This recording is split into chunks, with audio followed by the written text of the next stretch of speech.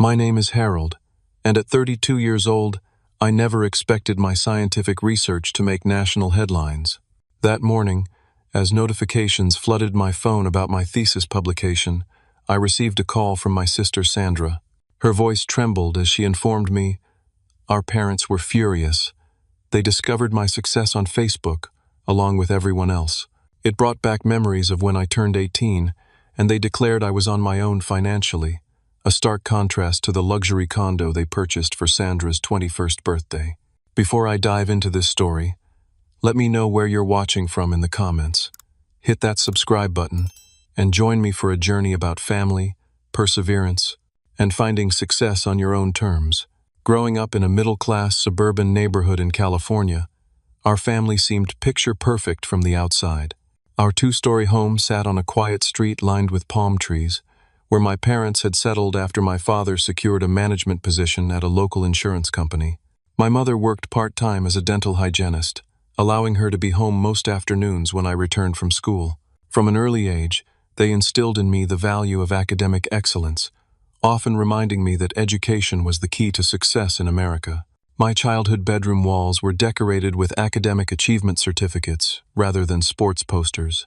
While other kids enjoyed summer camps and leisurely weekends, mine were filled with additional reading assignments and math workbooks. I didn't particularly mind. I genuinely enjoyed learning and found satisfaction in solving complex problems. Everything changed when my sister Sandra was born when I was 7 years old. From the moment she arrived, it was clear she held a special place in our family dynamic. My parents' faces would light up when she entered a room, their voices softening when they spoke to her. Sandra received a level of unconditional affection I realized I had never experienced. "Your sister is still young, Harold," my mother would say whenever I pointed out the discrepancy in how we were treated. "She needs more attention now. You're already such a responsible boy." Despite the shifting family dynamics, I continued to excel academically. In elementary school, I won the district science fair 3 years running. By middle school, I was placed in advanced classes across all subjects. My freshman year of high school, I scored in the top percentile on standardized tests, earning recognition from the state educational board. "That's expected," my father said when I showed him the congratulatory letter. "You've always been smart. Now you need to focus on how to translate that into a stable career." The turning point in my academic journey came during junior year when Mr. Patterson, my chemistry teacher, took me aside after class one day. I had just presented a research project on renewable energy sources that had earned me an A+. "Harold, you have a genuine gift for scientific inquiry," he said, his eyes bright with enthusiasm. "Have you considered pursuing research as a career? With your analytical mind, you could make real contributions to the field." That conversation planted a seed that would eventually blossom into my life's passion. For the first time, someone saw beyond my grades to the potential of what I could create and discover. It was addictive, that feeling of being truly seen. While my academic interests were flourishing, my parents continued emphasizing the importance of self-sufficiency. "Nothing worth having comes easily," my father would lecture during dinner. "You need to work for what you want in this world." This philosophy manifested in practical ways. When I turned 16 and needed a computer for school projects, my parents refused to purchase one outright. "If you want a computer, you'll need to earn it," my father said firmly. "It will mean more to you that way." So I took a part-time job stocking shelves at the local grocery store, working weekends and evenings after completing my homework. For 6 months, I saved every dollar until finally purchasing a modest desktop computer. The pride I felt setting it up in my room was undeniable, though it came with the exhaustion of balancing work and school. By senior year, I had my sights set on prestigious universities with strong science programs. When acceptance letters arrived, including one from an Ivy League school across the country, I was ecstatic. My parents, however, were not. "The state university is only 30 minutes away," my mother argued. "You could live at home and save money. Why go into debt when there's a perfectly good school nearby?" "Because the research opportunities at Eastridge are unmatched," I explained, trying to contain my frustration. "Professor Williams there is doing groundbreaking work in materials science. I could learn directly from him." "You and your big dreams," my father scoffed. Sometimes practicality needs to come before ambition. The tension built over weeks, culminating in a painful conversation in our living room one evening.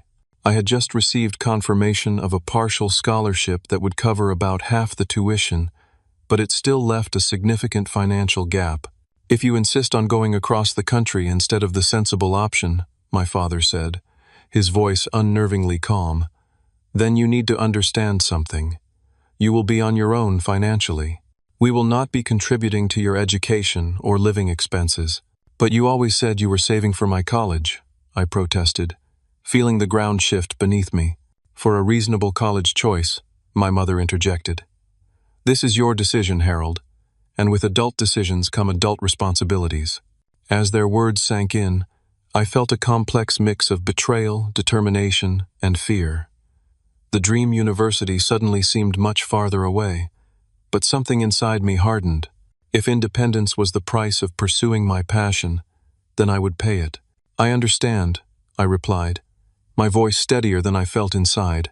"I'll figure it out on my own."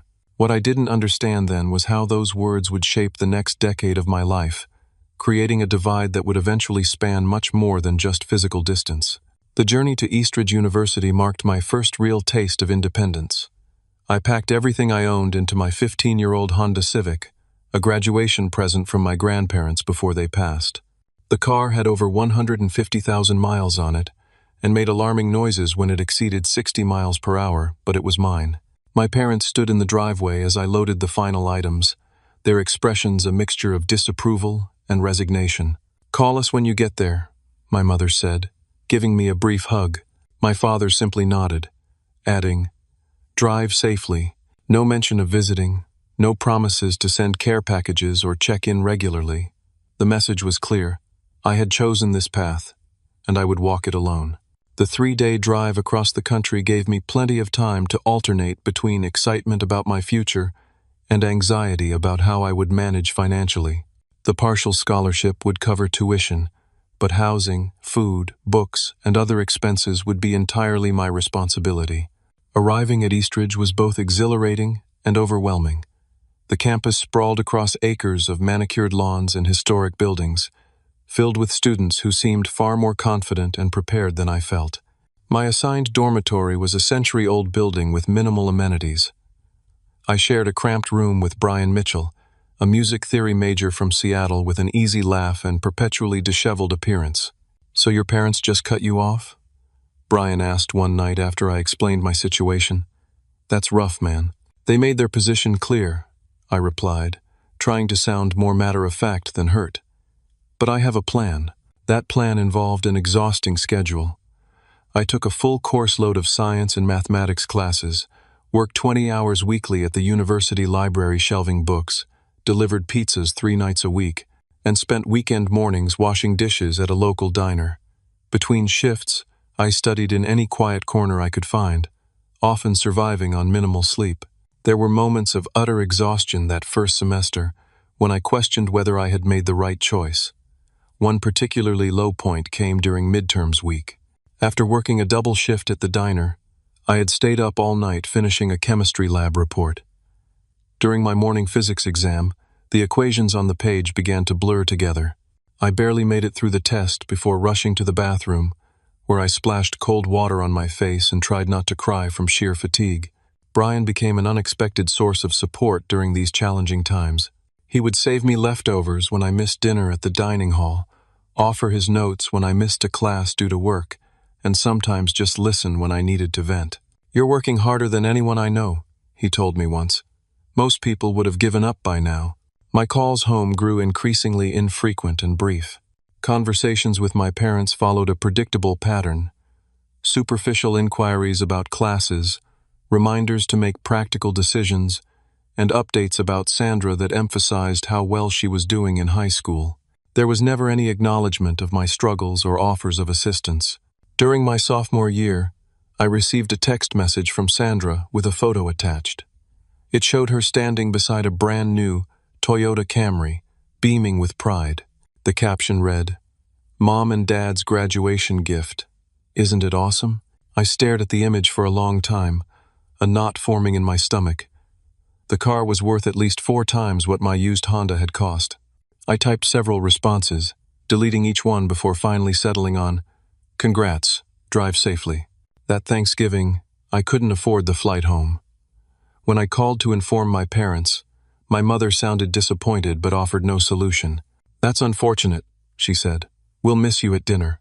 I spent the holiday in the nearly empty dormitory, eating microwaved turkey dinner with the handful of international students who also remained on campus. Though they welcomed me warmly, I couldn't shake the feeling of being forgotten by my own family. The turning point in my academic career came during junior year, when Professor Michael Davidson noticed my consistent top performance in his Advanced Materials Science course. After class one day, he approached me with an unexpected offer. "Harold, I'm assembling a small research team for a project on sustainable polymers," he said. "Your work in this class has been exceptional. Would you be interested in joining us?"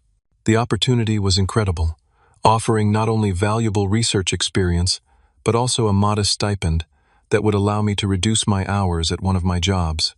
Under Professor Davidson's mentorship, I discovered my true calling in materials science innovation. "You have a natural intuition for this work," he commented after I proposed a modification to their experimental approach that yielded better results. "Have you considered graduate studies?" Until that moment, I had been focused solely on completing my undergraduate degree and finding employment that would provide financial stability. The idea of continuing to master's and potentially doctorate studies seemed financially impossible. "I don't think I can afford more schooling," I admitted. "There are fellowships and research assistantships that cover tuition and provide stipends," Professor Davidson explained. "With your abilities, you would be a strong candidate." That conversation opened a door I hadn't allowed myself to consider. When Professor Davidson offered to recommend me for the university's accelerated master's program with a full scholarship and research assistantship, it felt like validation of every sacrifice I had made. For the first time since leaving home, I allowed myself to believe that my difficult choice had been the right one. As I approached graduation, I had survived 4 years of grueling work and study, maintained a nearly perfect GPA, and secured a path to continue my education without accumulating debt. The only shadow on these accomplishments was knowing that when I walked across the stage to receive my diploma, there would be no family members in the audience cheering me on. After completing my undergraduate degree, and before beginning the master's program, I decided to visit home for the first time in nearly 2 years. The decision wasn't easy, but a part of me hoped that time and my academic success might have softened my parents' stance. Driving up to my childhood home felt strangely disorienting. Everything looked the same, from the neatly trimmed hedges to the hanging basket of petunias by the front door, yet I felt like a visitor rather than a returning son. My mother opened the door with a smile that didn't quite reach her eyes. "Harold, you made it. Come in, dinner's almost ready." My father emerged from his study, offering a firm handshake instead of a hug. "How was the drive?" The conversation around the dinner table was stilted and superficial. My parents asked generic questions about my classes but showed little interest in the details of my research or the challenges I had overcome. When I mentioned Professor Davidson's mentorship and my acceptance to the master's program, my father nodded without enthusiasm. "Just make sure this advanced degree translates to actual employment," he said. "Academic achievements mean nothing without financial security." Sandra, now a college sophomore herself at the state university while living at home, dominated the conversation with stories about her social life and the marketing internship my father had arranged through a business connection. "Everyone at the company loves her," my mother beamed. "The director said she has natural talent." I forced a smile and offered congratulations, trying to suppress the sting of knowing my accomplishments had never earned such unconditional praise. Later that evening, Sandra burst into my old bedroom, now redecorated as a guest room with no trace of my childhood remaining. "Almost forgot to tell you," she said excitedly. "Mom and Dad are throwing me a massive 21st birthday party next weekend. You have to stay for it." The timing was tight with my research assistantship starting soon, but refusing would only create more tension. "Sure, I'll be there." The party was held at an upscale country club, where my father occasionally golfed with business associates. At least 100 guests attended, including family, friends, relatives, and Sandra's extensive social circle. I recognized few faces and stood awkwardly on the periphery of conversations, feeling like an intruder at a stranger's celebration. After dinner and several speeches praising Sandra's many qualities, my father clinked his glass for attention and motioned for my sister to join him at the center of the room. As many of you know, our Sandra has always had a special place in our hearts, he began, his voice warm with affection I barely recognized. She has brought us nothing but joy and pride. Now, as she turns 21 and continues to excel in her studies while already building her professional network, her mother and I wanted to give her something special to mark this milestone. My father handed Sandra a small gift box. She opened it with theatrical excitement, pulling out a key attached to a silver keychain. "Is this what I think it is?" she gasped, though her lack of genuine surprise suggested she already knew what was coming. "Why don't we all find out?" my father replied with a grin. "Everyone, please join us outside." The crowd moved to the country club's front entrance, where my parents' event planner had arranged for a small bus to transport everyone to the surprise location. I followed mechanically, a sense of dread building in my chest. 20 minutes later, we arrived at a new luxury condominium development in one of the city's most desirable neighborhoods. The bus stopped in front of a sleek building with floor-to-ceiling windows and a uniformed doorman. "Welcome to the Westmont," my father announced proudly as the group disembarked, and specifically, to Unit 1203, Sandra's new home. The crowd erupted in gasps and congratulations as Sandra squealed in delight. I stood frozen, unable to process what was happening. A condo in this neighborhood easily cost 7 figures, more money than I could hope to accumulate in decades of work. We were ushered up to the 12th floor, where Sandra unlocked the door to reveal a completely furnished 2-bedroom apartment with panoramic city views, designer furniture, and state-of-the-art appliances. The interior designer who had coordinated the space guided the tour, pointing out custom features and exclusive materials. The Italian marble countertops were specially imported, she explained as guests oohed and ahed, and all the furniture is from Restoration Hardware's premium collection. As people wandered through the apartment, exclaiming over its luxuries, I felt as though I were having an out-of-body experience. Memories flashed through my mind, working the overnight shift at the pizza place to cover my textbook costs, the broken heater in my off-campus apartment that the landlord wouldn't fix for weeks in the dead of winter, eating ramen noodles for days to stretch my food budget until payday. "Isn't this amazing?" a voice beside me asked. It was my mother, beaming with pride at the opulent surroundings. Sandra deserves a good start in life. I couldn't form a response. The implication that I somehow hadn't deserved the same consideration left me speechless. Later, as the party continued with champagne flowing freely, I found Sandra alone in the kitchen, arranging flowers in a crystal vase. "Congratulations," I managed, trying to keep bitterness from my voice. "It's quite a place." "Thanks. I still can't believe it's mine," she gushed. "Mom and Dad said I can live here while finishing college, and then keep it as an investment property if I want to move somewhere else later." "That's very generous," I said carefully. Sandra paused, a flicker of discomfort crossing her face. "They wanted to make sure I could focus on school without worrying about housing costs. You know how they are about education coming first." The irony was so sharp it felt like a physical pain in my chest. I excused myself and found a quiet hallway where I could breathe and gather my thoughts. That's where my father found me 10 minutes later. "Everything all right?"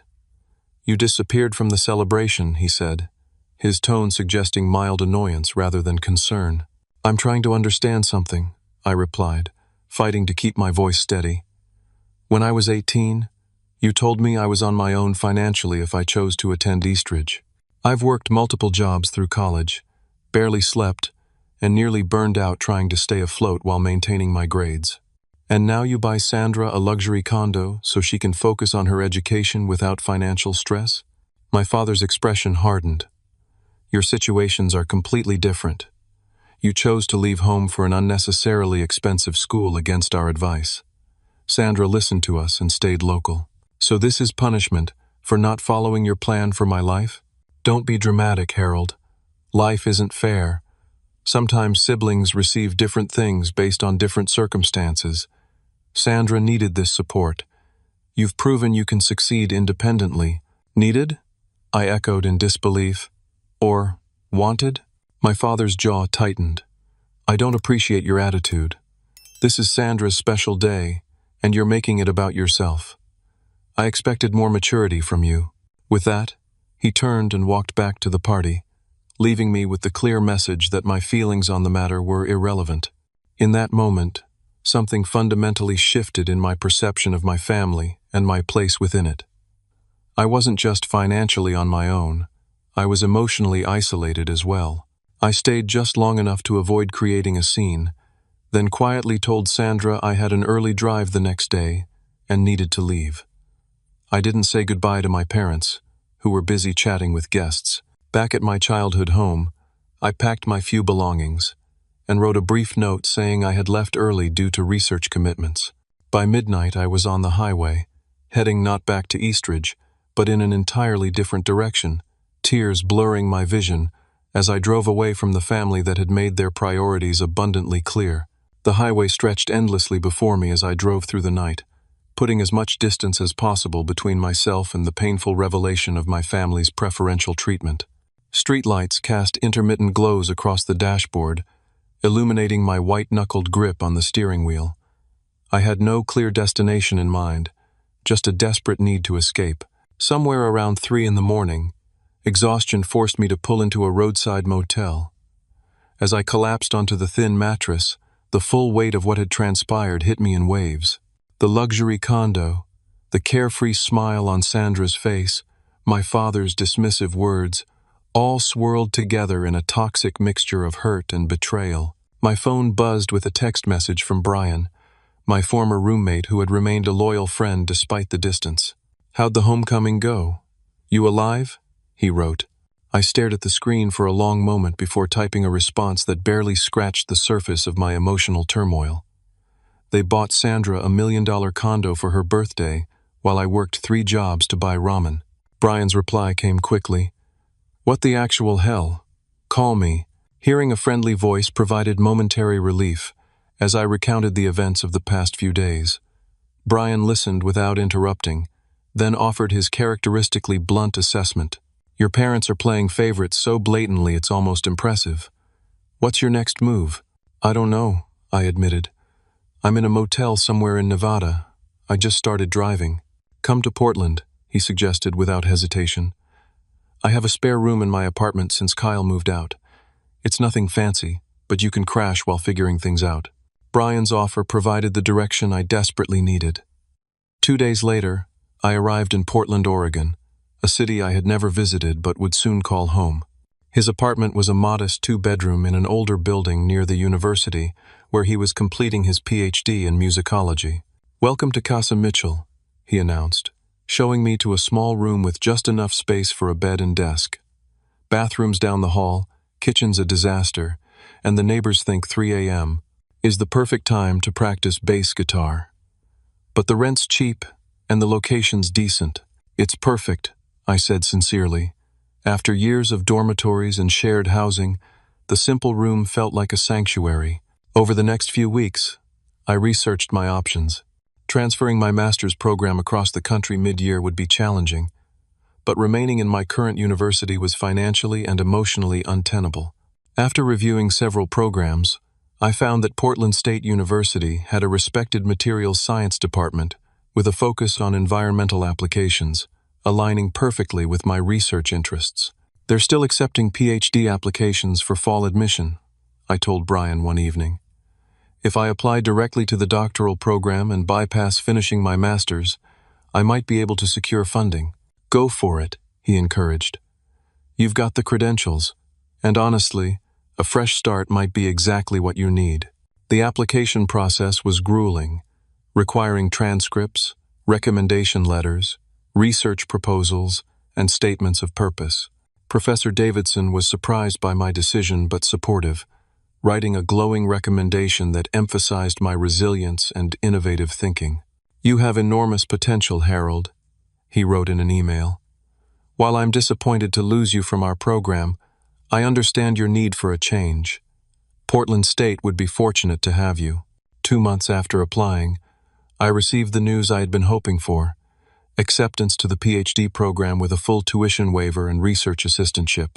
The financial package wasn't lavish, but it would allow me to focus on my studies without working multiple side jobs for the first time in my academic career. My initial meeting with Professor Elizabeth Winters, who would become my doctoral advisor, cemented my confidence in the decision. A pioneering researcher in sustainable materials, she had a reputation for being demanding but fair, pushing her students toward excellence while providing genuine mentorship. Your proposal on biodegradable polymers derived from agricultural waste is intriguing, she said during our first meeting, her keen eyes studying me over reading glasses. It's ambitious, possibly too ambitious for the typical doctoral timeline, but I appreciate researchers who aim high. Under her guidance, I refined my research focus to developing recyclable materials that mimicked the durability of plastics without their environmental persistence. The work was challenging and exciting, offering both intellectual stimulation and the potential for real-world impact. As I settled into my new life in Portland, I made the difficult decision to limit contact with my family. When my mother called asking why I had left without saying goodbye, I provided minimal information about my relocation. I've transferred to a doctoral program in Portland, I explained, keeping my tone neutral. It's a better fit for my research interests. Portland? But that's even farther away, she protested. Why would you make such an impulsive decision without discussing it with us? I'm an adult making my own choices, I replied, echoing the independence they had forced upon me years ago. Just as you said I should. The conversation ended awkwardly, with my mother expressing disappointment in my continued determination to distance yourself from the family. My father, true to form, did not call at all. Sandra reached out several times, leaving voicemails that ranged from confused to hurt. Mom says you moved across the country again. What's going on? Are you mad about something? Call me back, please. I couldn't bring myself to return her calls. Sandra wasn't deliberately cruel, but she remained oblivious to the disparity in how we had been treated, a blindness that felt like a form of complicity. Occasionally, emails would arrive from my parents, typically brief inquiries about my well-being wrapped in thinly veiled criticism about my life choices. None contained any acknowledgement of the inequality that had driven me away or apologies for their role in it. With physical distance providing emotional protection, I gradually built a new support system. Fellow doctoral candidates in my research group became friends and confidants. We shared the unique pressures of academic research, celebrated small victories in the lab, and commiserated over setbacks. Professor Winters introduced me to her network of colleagues in the field, opening doors to conferences and collaborative opportunities. Family is sometimes who you choose, not who you're born to. Brian told me one evening as we shared beers with a group of friends who had gathered at our apartment for dinner. Looking around at the diverse collection of people who had welcomed me into their lives without judgment, I felt the truth of his words. These connections, based on mutual respect and shared experiences rather than obligation, were healing wounds I hadn't fully acknowledged. Portland became home in a way that neither my childhood house nor college town had ever been. I discovered hiking trails in the surrounding mountains, developed an appreciation for local craft beers, and even adopted a rescue cat named Newton, who kept me company during late nights of writing and research. The painful memories didn't disappear, but they gradually lost their sharp edges. With each small success in my research, each new friendship formed, each season that passed without the drama of family obligations, I built a life that was authentically mine, shaped by my own choices rather than reactions to others' expectations or rejections. As my first year in Portland drew to a close, I received a holiday card from my parents with a family photo featuring them and Sandra standing in front of her condo. The message inside read simply, "Wishing you well. We miss having you in the family photos." The absence of any invitation to visit or acknowledgement of my new life spoke volumes. I placed the card in a drawer rather than displaying it, a symbolic relegation of my birth family to the background of my life. My true family was now the one I was creating day by day, connection by connection, in this city that had offered me a second chance at belonging. The fluorescent lights of the laboratory hummed softly, as I peered into a microscope at 2 in the morning, the only sounds the occasional whir of ventilation systems and the tapping of my pencil against the lab notebook. Sleep had become a luxury I could rarely afford as my doctoral research intensified. The university building was nearly deserted at this hour, which suited my purposes perfectly. Uninterrupted access to equipment meant faster progress. "I thought I might find you here," came a voice from the doorway. It was Jessica Lawson, another doctoral candidate whose research on sustainable adhesives occasionally overlapped with mine. "Do you ever sleep?" I straightened from the microscope, rubbing my eyes. "Sleep is for the weak and the well-adjusted." She laughed, setting a paper cup of coffee beside my notes. "Brought reinforcements. How's the sample degradation test going?" "Not great," I admitted, accepting the coffee gratefully. 3 months of work, and the polymer still breaks down too quickly under UV exposure. Back to the drawing board. This was the recurring pattern of my second year in the doctoral program. Promising theories followed by disappointing practical results. My research aimed to develop a plastic alternative that was both durable during use and completely biodegradable after disposal, a holy grail of materials science that had eluded researchers for decades. The initial experimental prototypes had seemed promising in preliminary tests, showing suitable strength and flexibility. But subsequent testing revealed fatal flaws. Some samples degraded too quickly when exposed to sunlight, making them impractical for real-world applications, while others proved too resistant to natural breakdown, defeating the environmental purpose. Each failure meant reformulating from scratch, adjusting chemical compositions, testing new additives, and running exhaustive analyses. The process was mentally and physically draining, compounded by the pressure of looming deadlines. "The Department Review Committee wants updated results by next month," Professor Winters reminded me during our weekly meeting. "The continued funding depends on demonstrable progress." "I understand," I replied, though internally I was calculating how many more sleepless nights would be required to produce something worthy of presentation. "I'll have something substantial to show them." The university's research grant that supported my work was competitive and contingent on regular evaluations. Without it, continuing my education would become nearly impossible. Unlike many of my peers, I had no family financial safety net to fall back on if institutional funding disappeared. Late one night, after particularly frustrating lab results, I found myself sitting on the floor of my apartment, surrounded by research papers and failed testing data.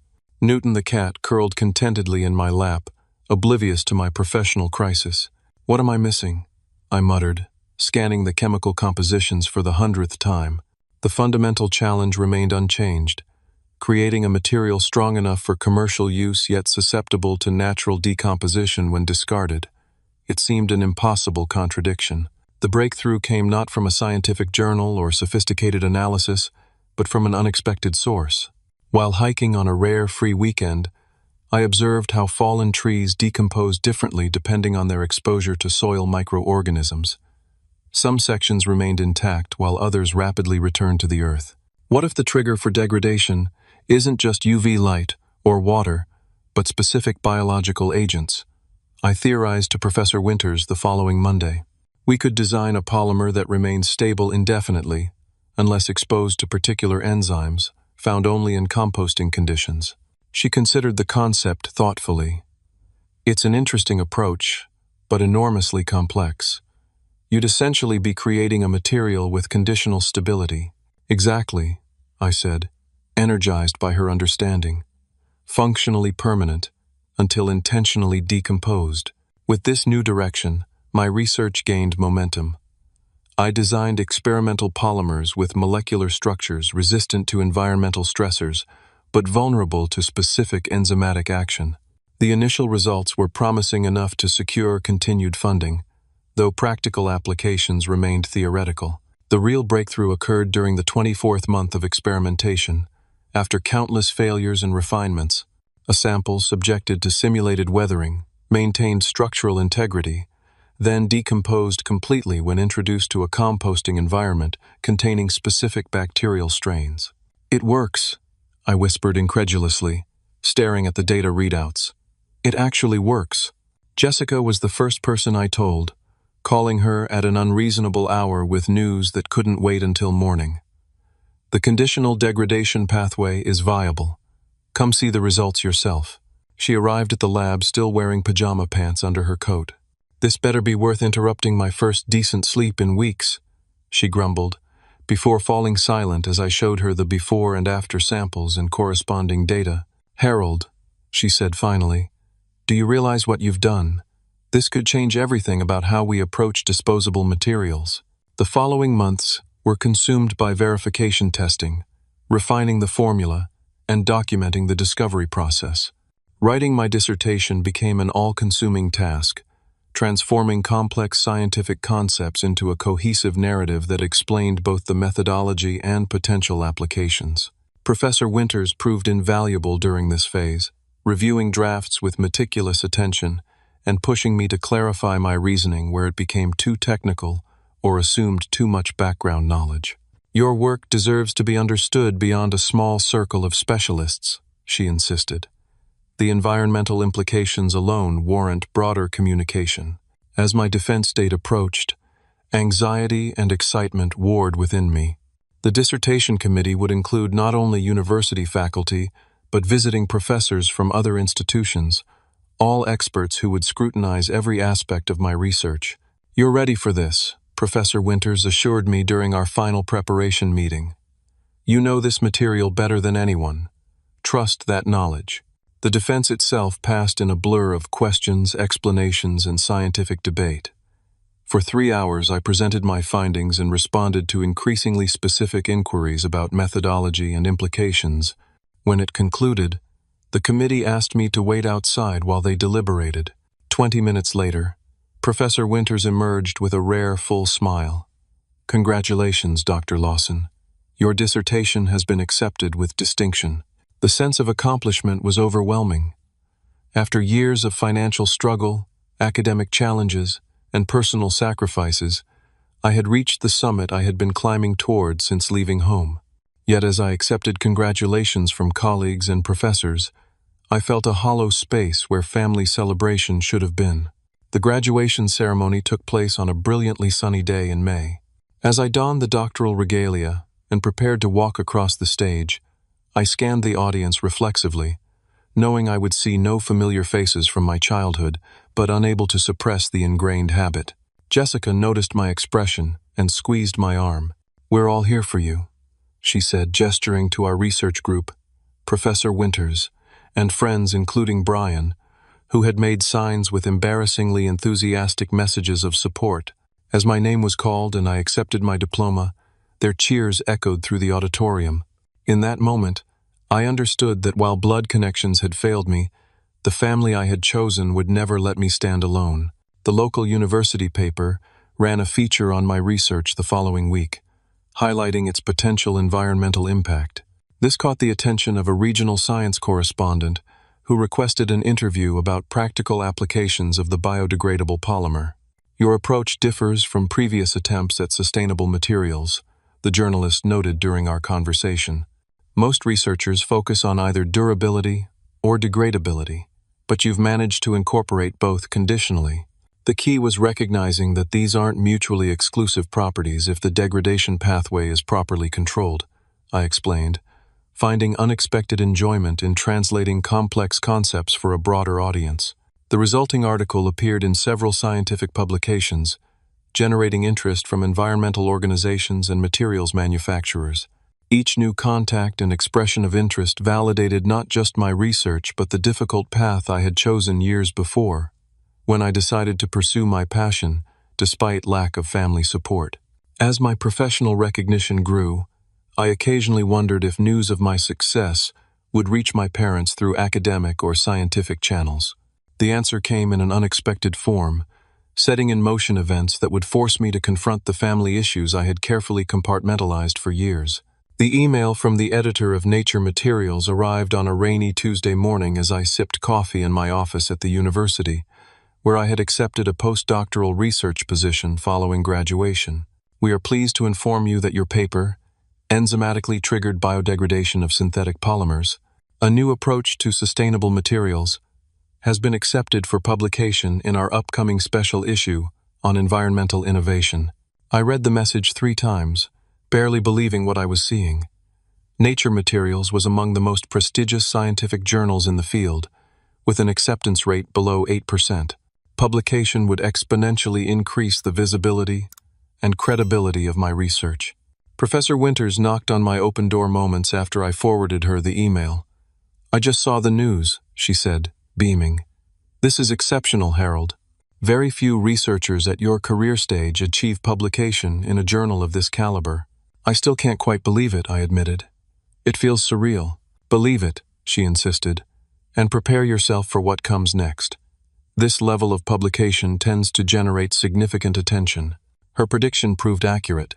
Within days of the article appearing online, my inbox flooded with messages from fellow researchers, environmental advocacy groups, and industry representatives interested in potential applications. The University Public Relations Department arranged a series of interviews with science journalists eager to explain the breakthrough to a general audience. The coverage expanded beyond scientific circles when a major news outlet ran a feature on promising environmental innovations. My research was highlighted as a potential game changer in addressing plastic pollution, complete with a photo of me in the laboratory and quotes from the paper.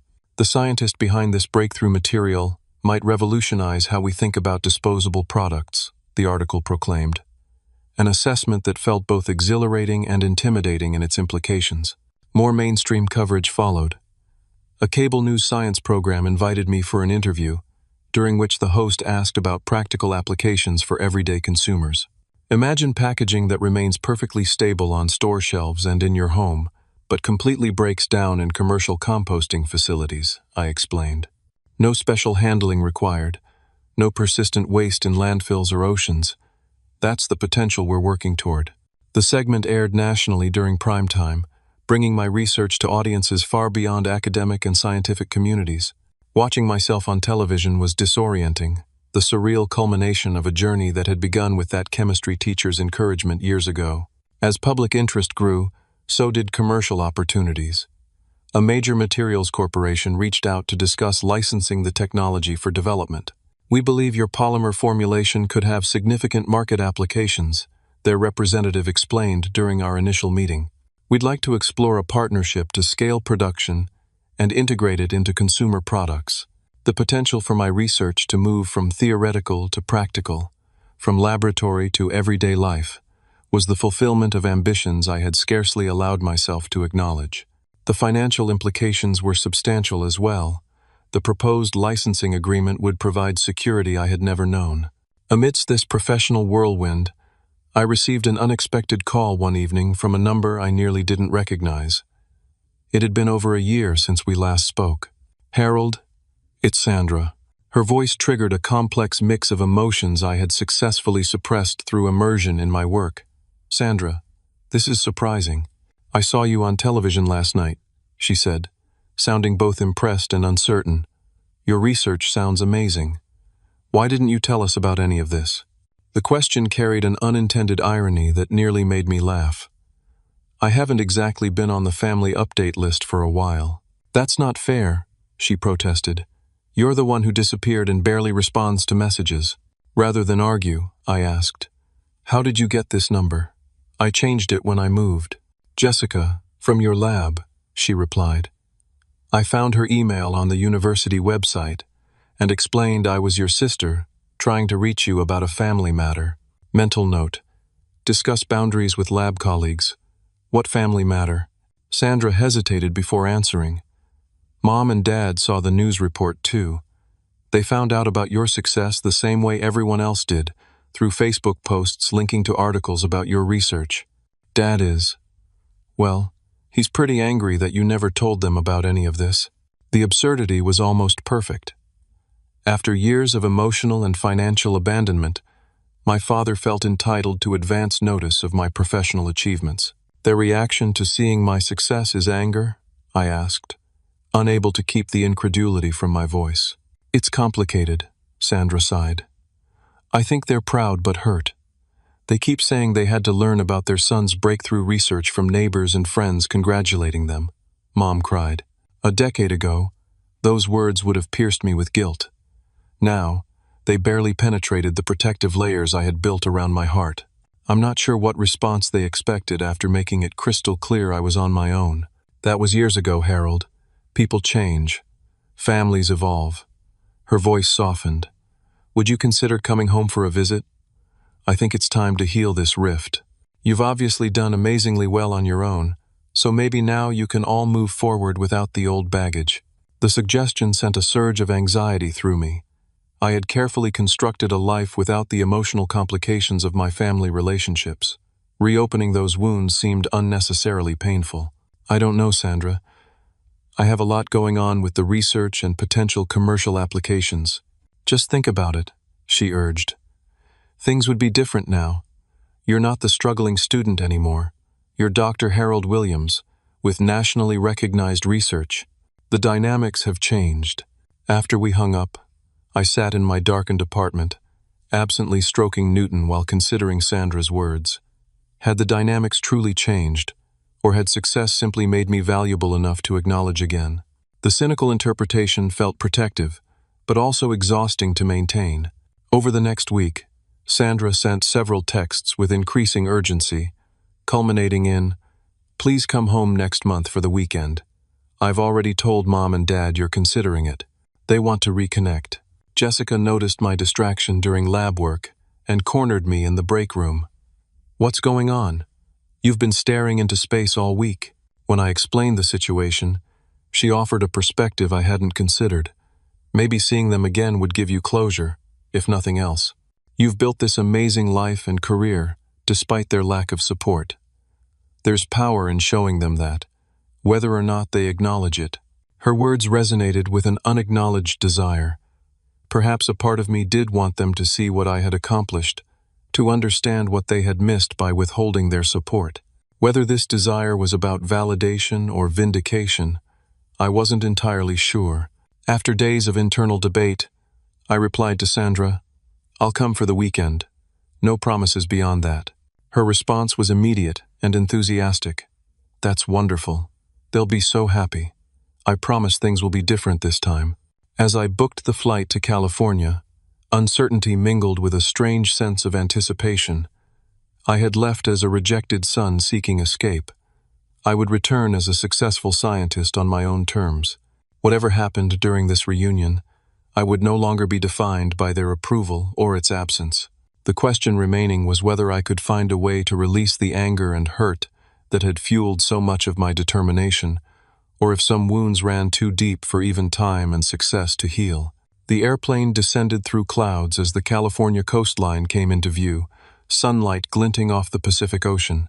My stomach tightened with each foot of altitude lost, a physical manifestation of the emotional turbulence awaiting me below. "You doing okay?" The elderly woman beside me asked, noticing my white-knuckled grip on the armrest. "Just not a fan of landings," I replied with a forced smile, not wanting to explain that my anxiety had nothing to do with aviation and everything to do with the family reunion ahead. After retrieving my single carry-on bag, I rented a car rather than accepting Sandra's offer to pick me up. The small act of independence gave me control over at least one aspect of this uncertain weekend. I needed the option to leave on my terms if things went poorly. Sandra had suggested meeting at a coffee shop before heading to our parents' house, a neutral location where we could talk privately first. Driving to the agreed location, I recognized it as a place we had occasionally visited during my high school years, a small connection to a past life that felt increasingly distant. She was already waiting at an outside table, looking much the same as I remembered but with a new sophistication in her clothing and hairstyle. When she spotted me, her face lit up with a genuine smile that momentarily dissolved my reservations. "Harold!" She jumped up and embraced me before I could prepare myself for the contact. "I can't believe you're actually here." We settled at the table with our coffees. The initial conversation focused on safe topics: my flight, the weather, her marketing job at a local tech company. Eventually, she steered us toward the elephant in the room. "Before we go to the house, I want to say something," Sandra began, her expression turning serious. "I didn't fully understand what happened between you and our parents until recently. I was young and self-absorbed when you left for college, And later, when you moved away completely, I just accepted their narrative that you chose distance over family. I remained silent, waiting for her to continue. After seeing you on television, I pressed them for the full story. She looked down, stirring her coffee unnecessarily. They finally admitted how differently they treated us financially. The condo, the car, my tuition, compared to telling you that you were on your own. I had no idea, Harold. I always assumed they helped you the same way. The acknowledgement I had never expected to hear loosened something tight within my chest. Thank you for saying that. It means a lot. I feel terrible, she continued. All these years, I've been benefiting from their generosity while you were struggling, and I never questioned it. That makes me complicit in their unfairness. You were young, I offered, surprising myself with the genuine absolution. We don't question the advantages we're given. That's human nature. Still, I should have seen it, especially after they gave me the condo. She reached across the table, hesitantly touching my hand. I'm sorry, Harold. Truly sorry. The sincerity in her eyes helped dissolve some of the resentment I had carried toward her. Sandra hadn't created the disparity, even if she had benefited from it. What should I expect from them today?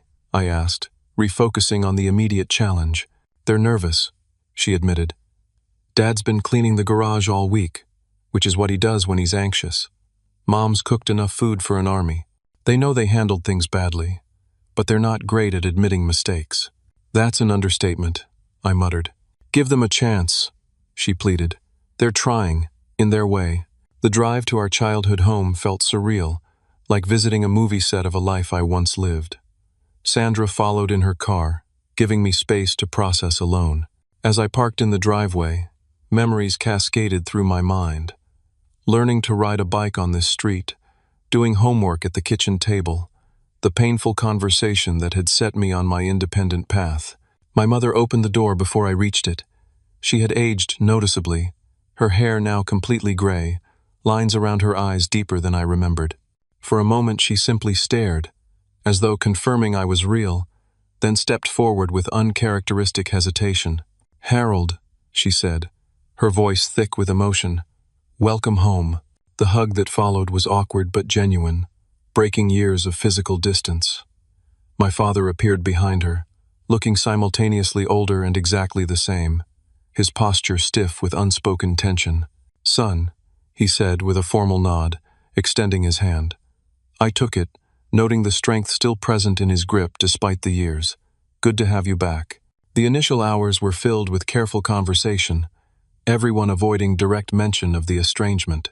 My mother gave a tour of the house, pointing out minor renovations as though I were a visiting acquaintance rather than someone who had grown up in these rooms.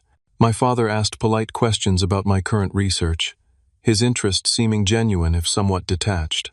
It was during dinner, as my mother served her signature lasagna, that the facade finally cracked. Sandra mentioned an upcoming interview I had scheduled with a national science podcast, and my father set down his fork with deliberate precision. I still don't understand why we had to learn about all your achievements from strangers, he said, his tone carrying the first hint of the anger Sandra had mentioned. 4 years of groundbreaking research, and not once did you think to call and share your progress. The familiar spark of indignation flared within me, but I forced myself to respond calmly. Communication works both ways, Dad. You made it very clear where I stood when I left for college. That was about financial support for a specific decision, he countered. Not a complete severing of family ties. Wasn't it, though? I met his gaze directly. You said I was on my own if I chose Eastridge. Then you bought Sandra a luxury condo while I worked 3 jobs to afford ramen noodles. What message did you think that sent? My mother interjected, her voice quavering. We never meant for you to disappear from our lives, Harold. I didn't disappear, I corrected. I adapted to the reality you created. When you showed me so clearly that Sandra was worth investing in but I wasn't, I made the only choice that preserved my self-respect. I built my own life without your help. A heavy silence fell over the table. My father looked down at his plate, jaw working as he processed my words. When he finally spoke, his voice contained something I had rarely heard from him: uncertainty. We thought we were teaching you independence, he said slowly. You were always so capable, so determined. Sandra was different, more fragile. We worried she wouldn't manage without support. So I was punished for being capable? Not punished, my mother insisted. We truly believed you would thrive regardless of circumstance. And look at what you've accomplished. You've exceeded every expectation, in spite of being cut off, not because of it, I clarified. Do you have any idea how close I came to dropping out from exhaustion? How many nights I went hungry because I had to choose between food and textbooks? My parents exchanged pained glances, the impact of my words visibly hitting home. Sandra reached under the table and squeezed my hand in silent support. We made a mistake, my father said finally, the admission clearly difficult for him. A serious mistake in how we handled things. At the time, it seemed like the right approach for each of you, but we never considered how it would look or feel from your perspective. We were trying to be good parents, my mother added, tears gathering in her eyes. But we failed you, Harold, and I am so sorry. The apology I had never expected to hear hung in the air between us. For years I had carried the weight of their rejection, using it as fuel for my determination, but also as a shield against further hurt. Now that shield wavered, leaving me vulnerable but also somehow lighter. I needed to hear that, I acknowledged quietly. For a long time, I thought you simply valued Sandra more than me. Never, my mother insisted. We were misguided, but we loved you both equally. We just expressed it very differently, and that was wrong. We're proud of you, son, my father added, emotion making his voice rough. What you've accomplished, completely on your own. It's extraordinary. I watch that interview sometimes and think, that's my boy. The conversation continued late into the evening, years of misunderstandings and hurt gradually giving way to tentative understanding. The damage couldn't be undone in a single night, but the foundation for healing had been laid. As the weekend progressed, small moments of connection accumulated. My father showed interest in the technical details of my research, revealing a genuine pride in my achievements. My mother pulled out photo albums, filling me in on family events I had missed. Sandra and I rebuilt our sibling bond, no longer separated by the disparity in how we had been treated. On my final morning, before heading to the airport, I sat alone on the back porch, reflecting on the unexpected turn this visit had taken. My father joined me, offering a cup of coffee as he settled into the adjacent chair. I've been thinking about what you said, he began, about being punished for capability. That was never our intention, but intentions don't change impact. We should have supported both of you, just in different ways appropriate to your needs. I appreciate you acknowledging that, I replied. The irony is, we thought we were preparing you for the real world. He shook his head ruefully. Instead, we nearly lost you completely. The experience did teach me something valuable, I admitted. It showed me I could rely on myself when necessary. That knowledge gave me confidence in my research when results weren't coming and funding was uncertain. You shouldn't have had to learn that lesson so harshly. He paused, seeming to gather his thoughts. There's something else I wanted to tell you. San Francisco State is expanding their materials science department. They're looking for researchers with industry connections, like what you're developing with that corporation. It would put you much closer to home, if that's something you might consider. The suggestion hung in the air between us, not a demand but an invitation. A year ago, I would have rejected it outright, seeing it as another attempt to control my choices. Now, I recognized it as an olive branch, an expression of desire for continued connection. I'll look into it, I promised, not committing but not dismissing the idea either. My current position has another year, but after that, I'm open to possibilities. As I prepared to leave, my mother pressed a small package into my hands. Just something to remind you that no matter where you go, you have a home here now. On the plane, I unwrapped it to find a framed photo of the four of us from the weekend, our first family picture in over 4 years. Despite the lingering awkwardness visible in our postures, there was also genuine warmth in our expressions, the beginning of something new rather than a return to the past. The journey from rejected son to respected scientist had been long and often painful. The family that had once pushed me away was now reaching out, not because of my success but because they had recognized their mistake. The reconciliation wasn't perfect or complete, but it was authentic. Looking back, I realized that while their actions had wounded me deeply, they had also inadvertently set me on a path to discovering my own strength. The hardships I endured became the foundation for resilience that served me well in the challenging world of scientific research. The family I built among friends and colleagues taught me that support can come from unexpected sources when traditional ones fail. Most importantly, I learned that true independence isn't about rejecting connection, but about choosing connections that are healthy and reciprocal. Sometimes the family we're born into needs to evolve, just as we do, before those relationships can flourish. As the plane climbed through clouds toward home, I recognized that the anger I had carried for so long had served its purpose, fueling my determination when I needed it most. Now, I could begin to release it, not for my parents' sake but for my own peace. The future held possibilities for a relationship built on mutual respect rather than obligation or resentment. I don't know if your family has ever treated you unfairly or made you feel less valued than you deserve. Maybe you've struggled to prove yourself while watching others receive support that was denied to you. If that resonates with your experience, I hope my story offers some comfort. Sometimes the hardest paths lead to the most meaningful destinations, and the family we create can be as important as the one we're born into. Have you ever had to rebuild a damaged relationship or found strength in adversity that surprised you? Share your experiences in the comments below. And if this story meant something to you, please subscribe and hit the like button. Your support helps me continue sharing these personal journeys. Thank you for listening, and remember that sometimes the greatest success is not what you achieve, but who you become along the way.